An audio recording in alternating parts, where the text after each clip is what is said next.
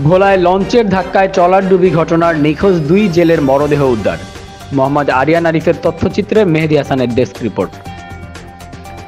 ভোলার দৌলতখানে মেঘনায় লঞ্চের ধাক্কায় ট্রলারডুবি ঘটনার নিখোঁজ 2 জেলের মরদেহ উদ্ধার করেছে কোস্টগার্ড। নিখোঁজ আরেকজনের সন্ধানে চলছে উদ্ধার তৎপরতা। বৃহস্পতিবার 24 ফেব্রুয়ারি মেঘনার হাজিরহাট পয়েন্ট থেকে তাদের মৃতদেহ উদ্ধার করা হয়।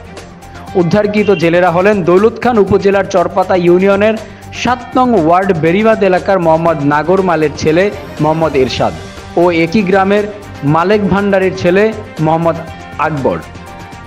এ ঘটনায় এখনও নিখোঁজ রয়েছেন মমিন নামের আরেকজন জেলে।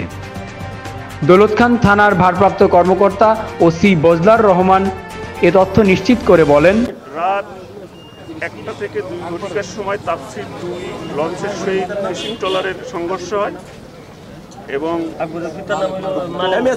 সংঘর্ষের ঘটনায় ফিশিং ট্রলারের 9 জন লোকের ভিতর 6 জন জখমপ্রাপ্ত হয়ে দৌলতখান এবং ভোলা সদর হাসপাতালে চিকিৎসাধীন আছে। 3 জন ছিল নিখোঁজ।